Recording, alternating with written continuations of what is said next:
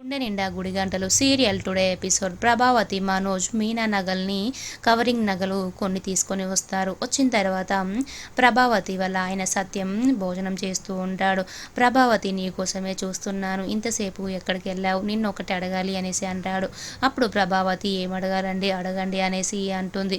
అప్పుడు మనోజ్ టెన్షన్ పడుతూ ఉంటాడు. మీనా అలాగే బాలు అందరూ డైనింగ్ టేబుల్ దగ్గరే ఉంటారు.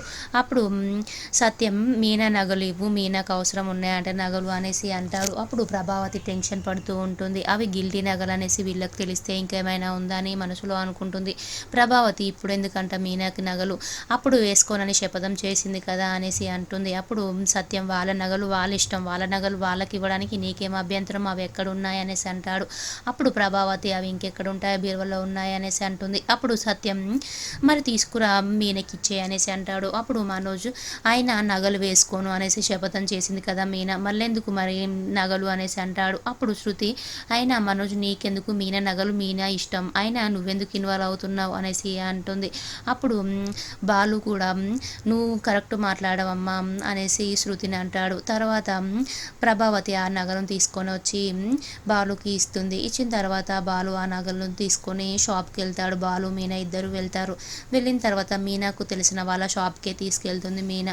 అప్పుడు మా నానమ్మకి గొలుసు కావాలి అనేసి గొలుసు సెలెక్ట్ చేస్తారు గోల్డ్ షాప్లో.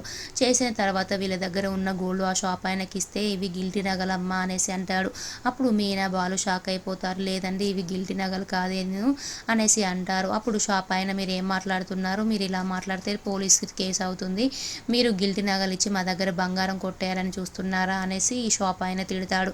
తిడుతుంటే మీనాకు తెలిసిన షాప్ ఓనర్ వస్తాడు. ఏమైందమ్మా మీనా అనేసి ఆయన అడుగుతాడు. అప్పుడు మీనా మీ మీ దగ్గరే గోల్డ్ తీసుకున్నామండి, అవి గిల్టీ నగలు అనేసి షాపులు అంటున్నారు అనేసి అంటుంది. అప్పుడు గోల్డ్ షాప్ ఆయన ఎక్కడేదో పొరపాటు జరిగినట్టుంది మీనా, కరెక్ట్గా గోల్డ్ తీసుకొని రా అమ్మ, నీకు ఇస్తాము, చైన్ ఇస్తాము అనేసి అంటాడు. అప్పుడు మీనా మొహం చూసి నేను ఊరుకుంటున్నానమ్మా, నువ్వు నాకు తెలుసు కాబట్టి నేను నిన్ను ఏమనలేకపోతున్నాను అనేసి అంటాడు. అప్పుడు బాలు మీనా ఇద్దరు కారులో వస్తూ అసలు గిల్టీ నగలు ఎలా వచ్చాయి మన నగలోకి అసలు అనేసి షాక్ అయిపోతారు. ప్రభావతి ఇలా చేసిందని బాలు అనుకుంటూ ఉంటాడు. వాళ్ళ అమ్మే అలా చేసింది, మా అమ్మే మనోజ్ గారికి ఇచ్చి ఉన్నట్టుంది నగలు, వాడి సంగతి చెప్తా, వాడి షాప్ దగ్గరికి వెళ్తా అనేసి అంటాడు. అప్పుడు మీనా ఇప్పుడు వద్దండి, అమ్మమ్మ గారు వచ్చే టైం ఇప్పుడే కదా, తన బర్త్డే మంచిగా సెలబ్రేట్ జరిగిన తర్వాత ఈ సంగతి గురించి ఆలోచిస్తాం, ఈ నగలు ఎలా వచ్చాయని అప్పుడు ఆలోచిద్దాం, ఇప్పుడు మాత్రం ఏమనకండి అనేసి అంటుంది.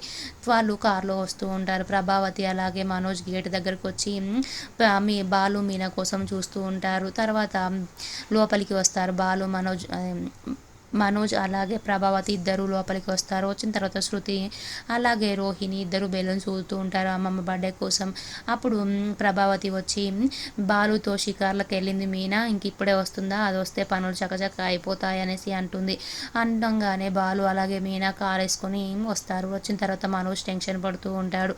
అమ్మ వచ్చాడమ్మ బాలు అనేసి ప్రభావతికి చెప్తాడు. ప్రభావతి కూడా టెన్షన్ పడుతూ ఉంటుంది. బాలు మీనా ఇద్దరు కారు దిగిన తర్వాత మీనాను మీరే గొడవ చేయకండి, అమ్మమ్మ ఇంటికి వచ్చిన దగ్గర నుంచి ఇంటికి వెళ్ళిపోయేదాకా మీరే గొడవ చేయకండి అనేసి అంటుంది. అప్పుడు బాలు కోపంతో ఉంటాడు, కానీ ఇప్పుడు మాత్రం ఏమనలే మీనా అనేసి అంటాడు. అని లోపలికి వస్తారు ఇద్దరు.